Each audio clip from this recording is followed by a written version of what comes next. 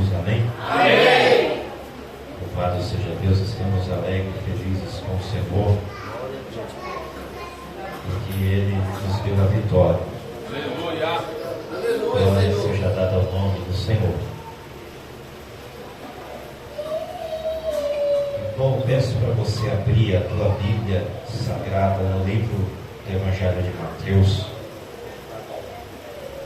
Glórias a Deus.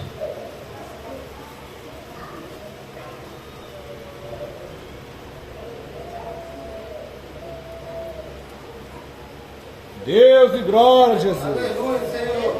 Glória a Deus, Jesus. Livro de Mateus, capítulo 26, versículo 36, ó glória. Louvado seja o nome do Senhor. Evangelho de Mateus, capítulo 26, versículo 36. Que fala assim: Então chegou Jesus com eles a um lugar que se chamava Getsemane, e disse a seus discípulos: Assentai-vos aqui enquanto eu vou ali orar. Levando consigo Pedro e 2 filhos de Zebedeu, começou a entristecer-se e a sentir grande angústia. Então disse-lhes: Minha alma está angustiada, de uma tristeza mortal. Ficai aqui e vigiai comigo. E adiantando-se um pouco, prostrou-se com o rosto em terra, orando e dizendo: Meu Pai, se possível, passa de mim este cálice, mas todavia não seja feita a minha vontade, mas como a tua vontade, assim faz. E voltando para os discípulos, achou-os dormindo, e disse a Pedro: Então não pudeste vigiar comigo nem uma hora? Vigiai e orai, porque para não entrais em tentação. Na verdade o espírito está pronto, mas a carne é fraca.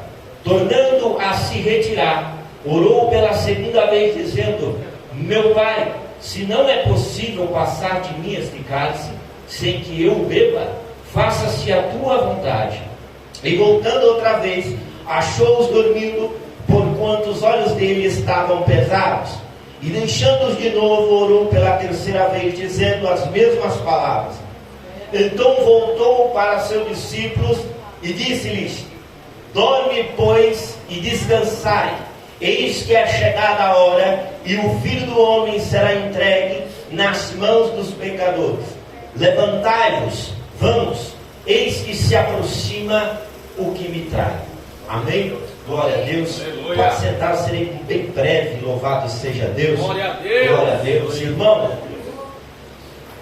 nós escutamos bastante, ouvimos bastante sobre essa mensagem, a qual nós sabemos que Jesus, ele agora está no Getsemane, e consigo leva 3 dos seus discípulos mais íntimos, Pedro, Tiago e João. Louvado seja Deus. E desses 3 discípulos, nós vemos que esses 3 homens eram os homens mais bem preparados espiritualmente entre os discípulos, e os mais próximos de Jesus. Ah, irmão, por que os mais próximos? Porque nós vemos na pesca maravilhosa que o primeiro barco, um dos primeiros discípulos a ser escolhido foi Pedro.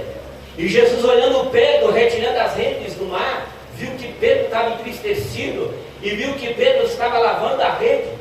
Louvado seja Deus, e não havia pego nada. Mas Jesus olhou para Pedro e falou assim: Olha, meu filho, eu vi a tua tristeza, eu vi a tua angústia e vi a tua necessidade. Porém eu cheguei aqui, mas vamos voltar para o mar. E nós vemos que quando Pedro ele volta para o mar, irmão, é um segredo aqui. Pedro ele estava lavando a sujeira que ele tinha pego a noite inteira. A Bíblia diz que Pedro ele mesmo diz assim: Senhor, eu pesquei a noite toda, mas sobre a tua palavra lançarei a rede. E Pedro ele vai num ato profético, num ato de fé, pega a rede dele e lança sobre o mar. Mas eu quero trair a sua atenção para um mistério aqui. Jesus chegou quando Pedro estava tirando a sujeira da rede. Quando Pedro tinha passado a noite toda pegando só sujeira, só caco, só lixo.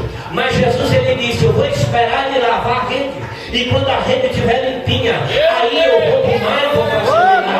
Irmão, Jesus está dizendo para você: quando você estiver preparado, quando você estiver limpinho, tirando todo o carrapicho, tudo aquilo que não presta, aí Jesus vai te chamar para o meio do mar, vai mandar você lançar rede, e vai ter tanto peixe que você vai se assustar. Glória a Deus, Jesus. E nós vemos aqui que Tiago foi um dos homens escolhidos por Jesus. E ele prega ali, e ele fala no seu livro uma palavra dura. E ele traz muito ensinamento sobre a língua, sobre o poder da língua. E vemos na Bíblia que pelo poder da palavra, Deus criou o homem. Deus criou primeiro, corrigido, Deus criou os céus e a terra. E a única coisa que Deus não proferiu palavra para a criação foi o homem. O próprio Deus, Jesus, colocou as mãos no barro e lhe formou eu e formou você. Mas a Bíblia ela traz muito atenção para o poder da palavra. E quando nós proferimos algo, automaticamente Deus está decretando algo sobre a vida de alguém. Então quando você abre a tua boca, seja de maldição, seja falando mal, seja abençoando, seja profetizando, há um hábito no âmbito celestial, num patamar celeste, em que aquilo está sendo decretado. E vemos que muitas das vezes a vida de muita pessoa não vai para frente. Por quê? Porque ela tem um hábito de usar a boca para falar mal, de usar a boca para amaldiçoar. E muitas das vezes até mesmo o crente, na hora da raiva, ele pega e fala bem dentro de casa: que inferno. E na hora da raiva, ele solta essa palavra, ele solta isso, e ele acha que isso não tem poder nenhum. Mas quando você abre a tua boca e profere essa palavra, lá embaixo no inferno onde você proferiu, está mexendo os pauzinhos dizendo: olha, está chamando, ele está chamando, vamos que essa é a brecha, vamos que esse é o lugar. Irmão, quando eu profiro alguma palavra, seja contra o irmão, seja contra mim mesmo, o inferno está ali de prontidão para entrar e passar por lá. Por isso que às vezes o ministério do crente, o ministério da pessoa não vai. Às vezes ele põe culpa na pastora, no irmão, no pastor, no fulano, no ciclano, mas é que ele não tem poder sobre a tua própria língua.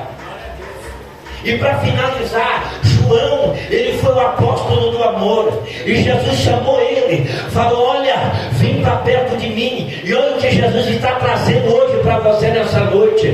O amor, irmão, ele não é um sentimento. O amor, ele é uma ação junta com o sentimento. O amor que Jesus ensina não é aquele amor, pastor, que eu amo a minha esposa, eu amo a minha irmã, eu amo a minha mãe, eu amo o meu filho. Não, o amor que Jesus ensina é o amor de atitude, é o amor que eu chego no irmão e falo: irmão, você pecou, mas eu não vou te crucificar. Você pecou, mas vem aqui comigo, põe a mão no seu ombro que nós vamos em frente. Você pecou, você está doente, vem comigo que eu te ajudo, irmão. Porque esse mesmo irmão que outrora você falou, ele vai cair, eu estou torcendo para ela cair, para ele cair, você vai precisar dele. E Jesus chamava perto dele e fala: eu quero os três. Às vezes os outros discípulos ficaram lá se perguntando: por que Jesus me escolheu a mim? Por que ele não chamou a mim? Talvez Tomé, um dos incrédulos, olhou e falou: está vendo? É acepção. Ele prega contra, mas ele está fazendo entre nós. Irmão, tem coisas em que Deus vai chamar pessoas específicas. Às vezes você é o irmão mais próximo da pastora, mais próximo de mim, mais próximo do pastor, e você fala: tá vendo? Já é panelinha na igreja. Mas não é, irmão. Às vezes o irmão tem chamado pastoral, às vezes o irmão tem chamado profético, às vezes o irmão tem chamado no ministério, e você não entende, e você acha que é acepção. Deus, ele não faz acepção, mas ele tem pessoas específicas para ministérios específicos. E para você entender o mistério aqui, quando Jesus chamou Pedro, Tiago e João para subir com ele, Jesus estava querendo dizer assim: ó, vocês estão na responsabilidade de cuidar do resto, vocês estão na responsabilidade de pregar minha palavra, e se um dos outros que ficaram cair, vocês vão atrás e vão trazer de volta. E para você entender o mistério, Jesus ele foi orar, os três dormiram. Jesus olhou e falou: vocês não podem vigiar nem uma hora? Vocês não podem orar uma hora sequer? E Jesus retorna. Quando Jesus volta, está os crentes dormindo. Jesus olha e fala assim: agora vocês podem dormir, agora vocês podem ficar aí, porque agora a hora chega. Eis que vem aí quem vai me trair. Eis que vem o pé apressado do traidor. E nós sabemos que Judas, ele beija o rosto de Jesus. E qual é o significado do beijo? Porque os judeus na época, irmão, às vezes a gente olha para o quadro, a gente vê um Jesus barbudo, um Jesus cabeludo, um Jesus de olho verde, como muitas vezes nos filmes, a gente vê lá um Jesus com a barba aqui desse tamanho, mas Jesus não tinha uma barba daquele tamanho, porque na época a praga do piolho era grande. E primeiro, que na circunviança deles, ali havia uma grande, um calor muito forte. Então os homens, eles tinham que aparar as barbas. Então Jesus, ele não tinha barba igual você vê no filme. Jesus não tinha cabelo igual você vê no filme. E muitas das vezes a pessoa fala: Jesus era branco, Jesus era preto, Jesus era pardo. Irmão, nós sabemos que Jesus nasceu em Israel, no país israelita. E aqui eu vou encerrar, irmão, só para você entender esse mistério. E sabemos que lá o sol, ele queima mesmo, irmão. Então nós acreditamos que Jesus sim era moreno, por conta da onde ele vivia, por conta da onde ele pregava. Então, irmão, não acredite nessas coisas aí fora, que o povo fala: Jesus é assim, Jesus é assado. Irmão, Jesus está querendo te dizer hoje: meu filho e minha filha, eu te escolho para vir comigo na oração, eu te escolho para vir comigo na vigilância. E quem crê, aplauda o nome de Jesus.